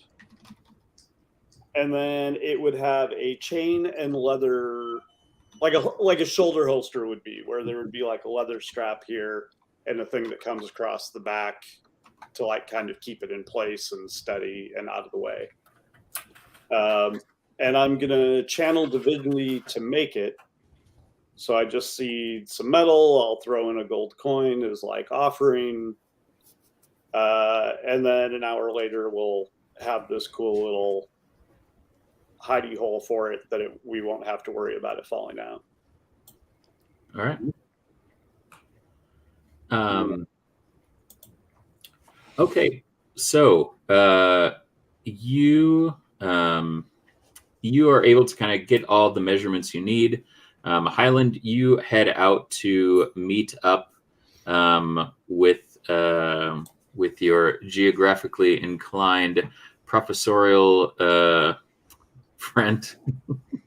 Speaking of Woofington. And as you are kind of heading out to meet up, you get a little ping on your sending stone, and it says, "I'm so glad you were able to get everything. Thank you for all of the help you have rendered."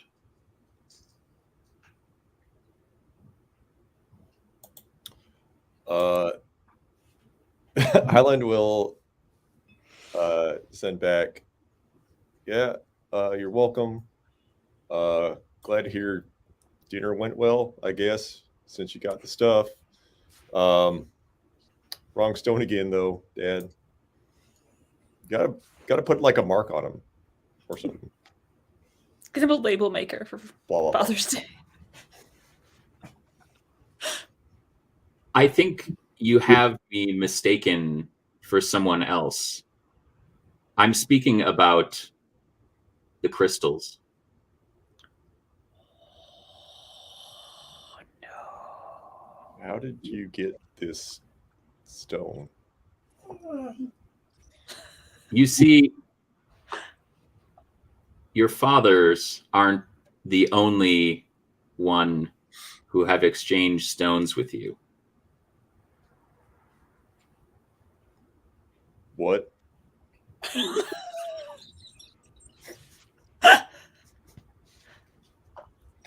I like a good 25 word. What?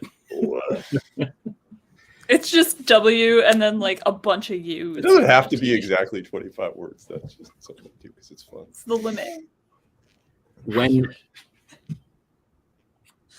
I gave gifts in Drakewind Falls, the council was not the only one I left gifts for. It's time for us to talk about what really happened to reveal the falls to the world. I look forward to hearing from you soon. Is Terry? Is this you? And that's where we'll end this episode. Oh, cliffhanger! Thanks so much for watching. We had a lovely time. And maybe next time we'll learn a little bit more about whatever happened to the Wardens of Tomorrow. I'm your Drake Warden, James. And I'll let everybody go around and tell you a little bit about where they can find you, starting with Nate. And Nate's muted. Hey, we'll try this again. You can find me on Instagram and Twitter at Cubicle Zombie. You can find me on Monday. What's the next one here? Tomorrow. Calendars are hard. Well, not this is recorded. This will be on. Oh, Saturday. right. Yeah. That's true. On the 11th. Yes, Not on the 11th. tomorrow. Not. Well, I mean, they'll find me. No. Anyway, the Monday the 11th. Yeah, Warrior and I and some of our other friends will be playing Down and Outlands on this very channel. So that's every other Monday. I'm Warrior. You can find me at WarriorMN on the socials. You can find me where Nate said. You can find me. You can also have found me earlier this morning on a charity stream at twitch.tv/Daxara19, where I will have played a raccoon named Stan Antonio. We're playing Crash Pandas for the Parkinson's Foundation. So check out the VOD. I'm sure it'll be up before long, if not now. And there are other games going on this weekend. I think there's another one. There was another one today, and there's, I think, 2 tomorrow. So do check it out. Do donate to a great cause, and hello from the future. I'm Christy. You can find me on Twitter at Lady Christy and on Instagram at Lady Christy K. And I'm not going to say where I'm going to be because I don't like this predicting the future situation. Too much. I don't know even where I am right now. And I'm Joel.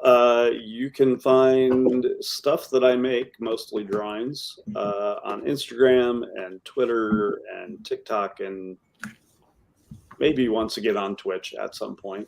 All under @fingertwitchings. You can find my book Party Starters on the Apple Books platform or at Drive-Thru RPG. All right. And I am James. You can follow me on Twitter at HueyBeardWalks or Instagram at UpYourArchitecture. As always, Drakewind Falls setting was created using Microscope, created by Ben Robbins. You can find more about the game and all of his wonderful family of games at lamemage.com or follow them on Twitter at lamemage. Thanks for visiting Drakewind Falls. Please come back. We'll be back right after these short non-commercial messages for Behind the Falls, our after show, to discuss everything that happened in episode 5.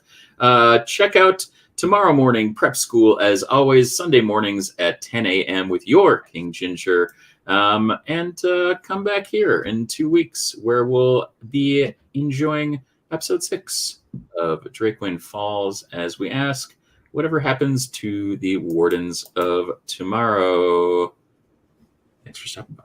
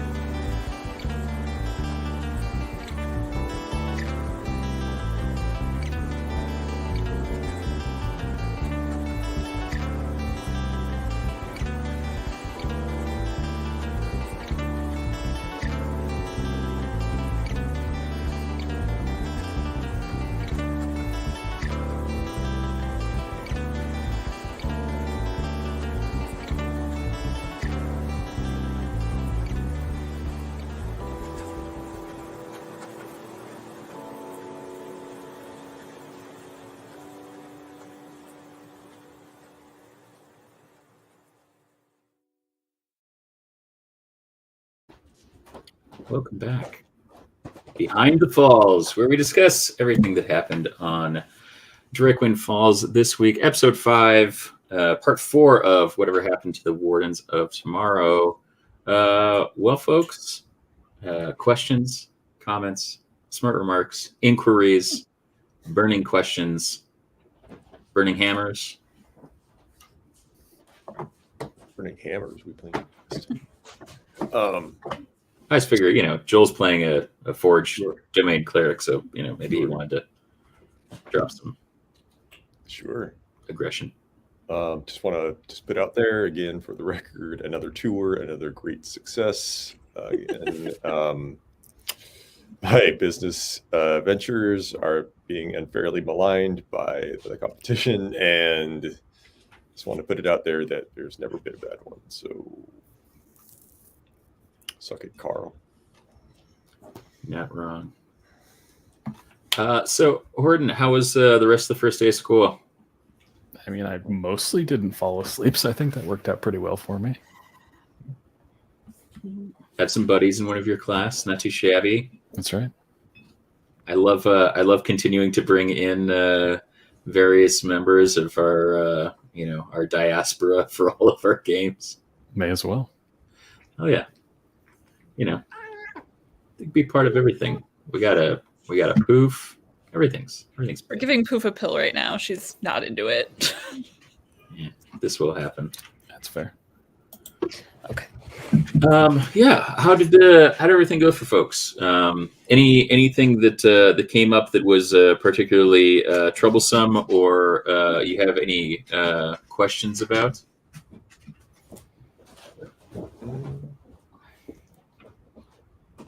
I think Were you trying to?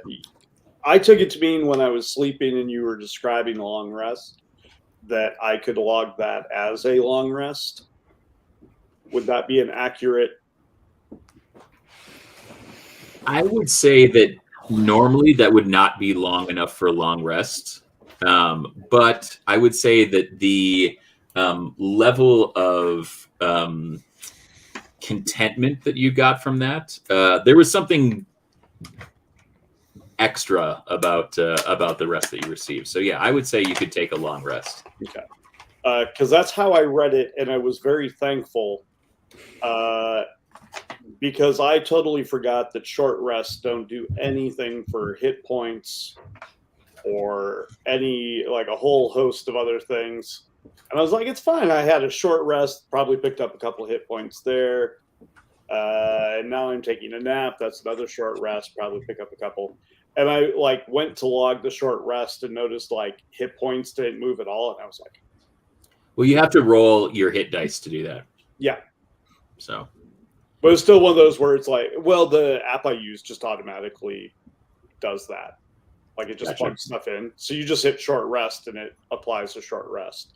And it was oh, he's just been running on short rests. He's just as damaged as he was in the cavern. Not necessarily wrong. Yeah. Yeah, there was something special about that rest that you had. It was very long, although it was very short. Yeah. It's one of those really good naps you take on a Sunday afternoon for 45 minutes, and you wake up and you're like, I can do anything. Oh, speaking of being able to do anything, Fern, how was your Drake ride? Oh, I got to ride a fucking dragon. It was amazing. Yeah. / maybe marginally terrifying, but I mean, I don't think it would be an interaction with a Drake or dragon if it wasn't just a little bit make you pee your pants, Right. It tends to be the case. Even though it's in my bloodline, I have probably never actually met a dragon before, so it's not a firsthand thing that your parents really wanted you exposed to, I don't believe. Right. Probably not. Yeah, I don't know. Met a lot of professors, new and familiar. I think that one of my favorite microscope, two of my favorite microscope creations were both Jean Lanny and Pikachu. Did I pronounce that right? Yeah, Pikachu. Yeah, Pikachu. Both That scene professors. where they're just like fucking like losing their mind, chasing lizards around the courtyard was delightful. Oh yeah. Heck yeah. I got to bust out a couple of other professors that I had grabbed. I could definitely share some of them with you guys here if you'd like to see what I envision they look like, and for everybody watching at home. Low-key sad that Christy Shorts wasn't the professor of numeromancy. If I would have remembered that, I probably would have. It's a free name. Somewhere it's gonna show up. I don't know where yet. Christy Shorts should be a professor that has something to do with lightning spells. Oh, that would be good. So here is Ardad Yoren from history. Look at with that his sword. Ceremonial sword. Plus, I love his whole look. I'm into it. So Yeah, he's fancy. Highland Very fancy dinner. As you know, Professor Jean Lanny, living the dream. This is Keeper Strang, numeromancy. Nice. With his big ass book. Yeah. Babar de Brunoff. Look at how happy that dude is. He's having a great time. Happy Loxodon. He is having a great time. Yeah. Little hat. Yeah, little hat.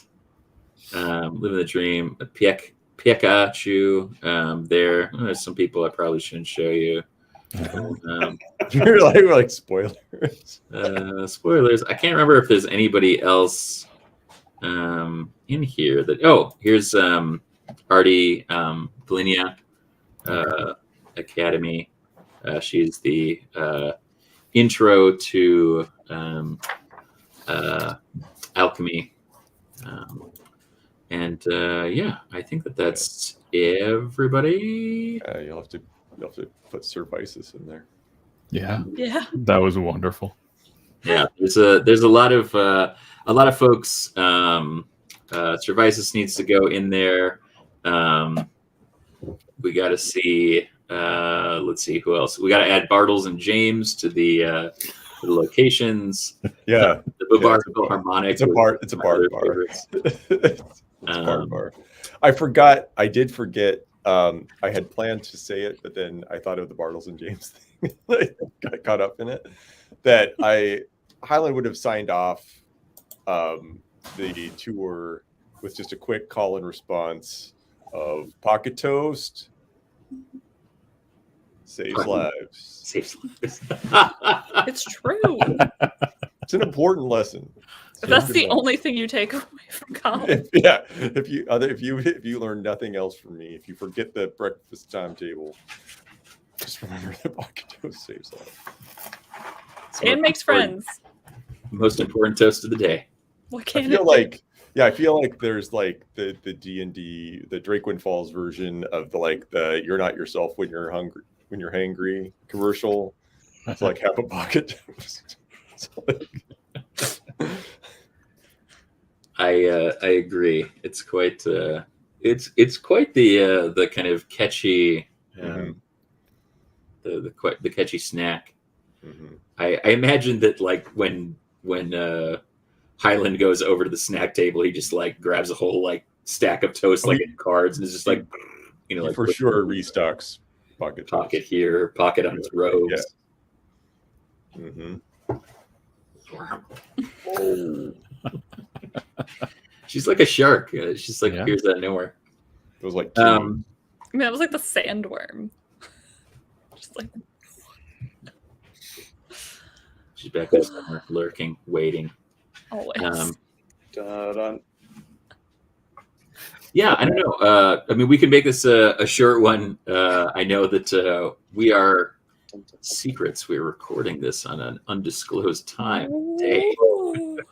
so that we can make sure that we bring all of the entertainment to you that you expect Well, from Drakewind Falls. But we are old, and it is getting to be our old people bedtime. Yeah. Few unsettling conversations to be had, True. or partly had. Yeah.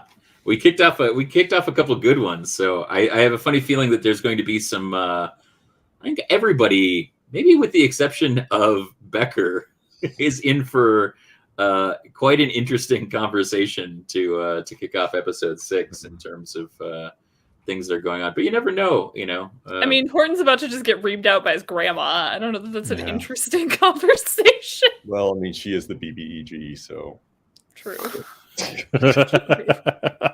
Big bad evil grandmother. Could go for it. Big bad evil grandma. Mm-hmm. Yeah, I don't know. Any questions before we wrap up? I don't want to put a wrap on it too quickly, but I think that there's a lot of Oh, I don't know. Are my dads okay?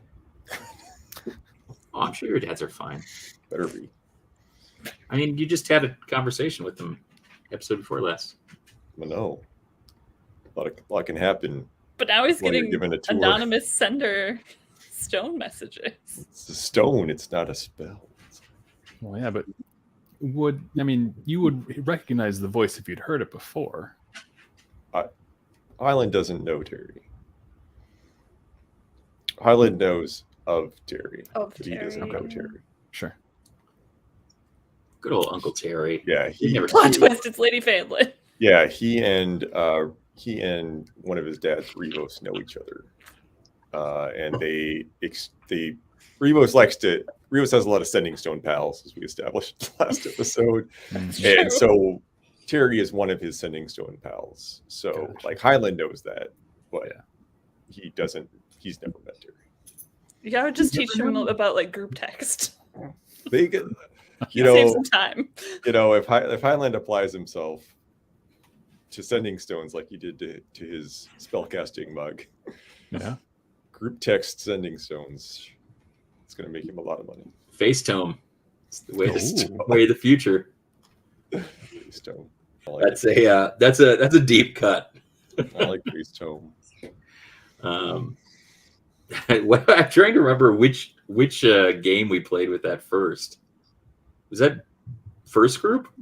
That's when I had the first one. I think it was around before that, though. Yeah. Good old Professor Jiggly was my Facetome friend. Yeah.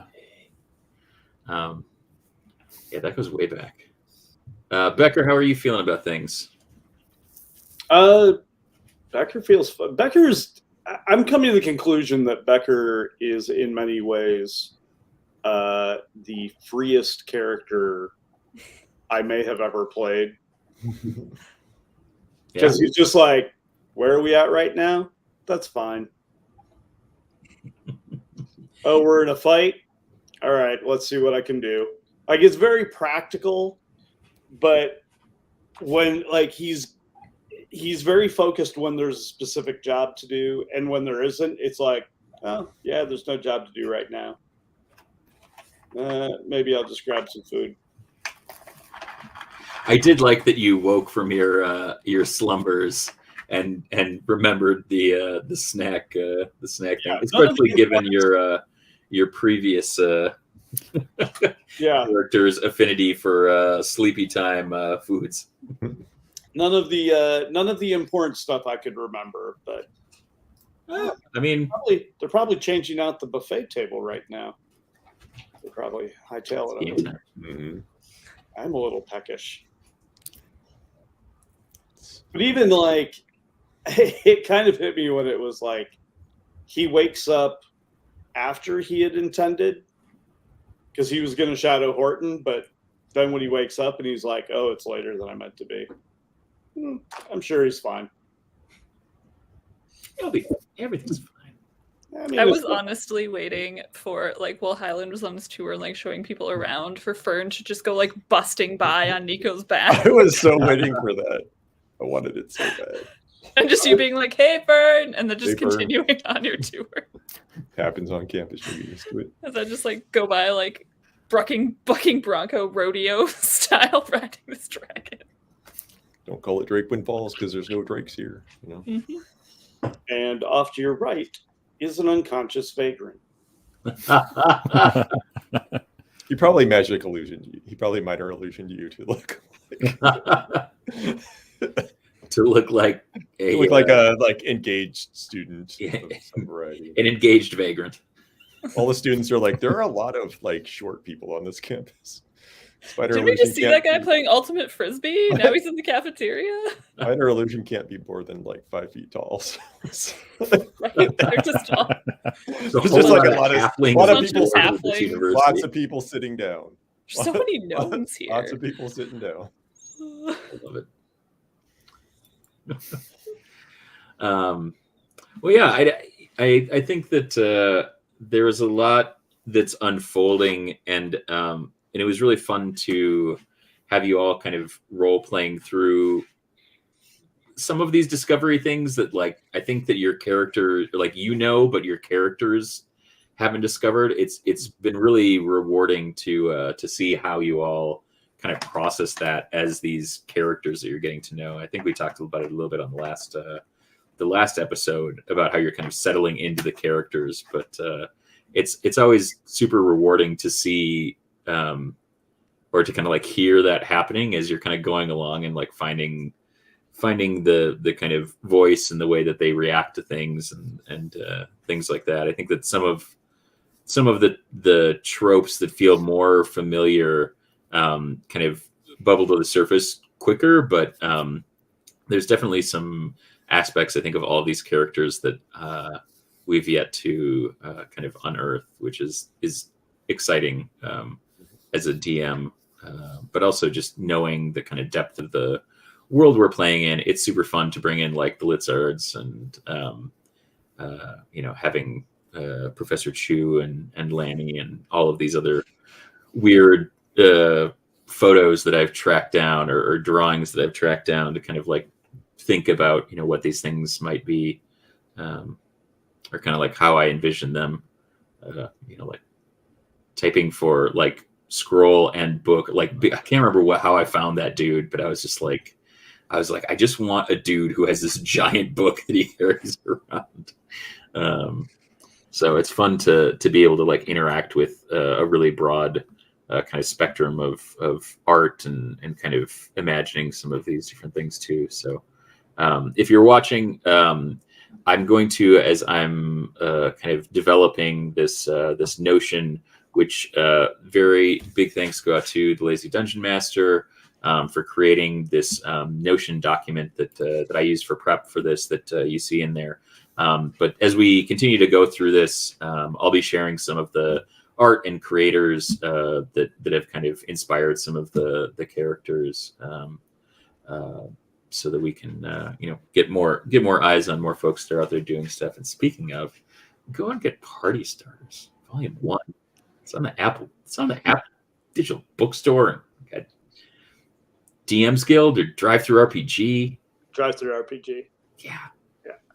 Search for it. Finger twitchings. Joel Vollmer. Pow. Yeah, I don't know. Anything else to kind of wrap up? Final thoughts from anybody? Wishes. I always like the idea of like, is there anything that you wish you might have done outside of Highlands signing off? Pocket Toast saves lives. It's never too late. It's never too late. Just the lessons that you won't learn in school. I picture as I was walking past the performance, in my head, Becker was like, "Oh, that's catchy," and he started whistling along. Not necessarily well, but whistling along, like no thought of there's a performance going on, just like, "Oh, that's a catchy tune." He was making his way by. I love it. So yeah, again, Drakewind Falls was created using Microscope. Check out Lame Mage on Twitter and lamemage.com. And you can find us every other Saturday here on twitch.tv/Known World United. Check out, search for Known World United on YouTube to check out our YouTube channel. Like, follow, subscribe, all of those lovely, lovely things that help us to get the word out even more. And check us out at extra-life.org. Search for Known World United. You can find all of our lovely players and myself there. We have this channel because we raise funds during Extra Life events to benefit Gillette's Children's specialty healthcare, which is part of the Children's Miracle Network hospitals that supports and invests in kids and their families that need medical support and helps to hopefully get them through some hard times. So make a donation as we go along. Do a super chat in the YouTubes, or subscribe to the Twitch channel. All the proceeds go to benefit our annual fundraiser for Extra Life. So with that, we will see you here in 2 weeks on the channel. Thank you so much for watching, and we'll see you back here in Drakewind Falls in 2 weeks.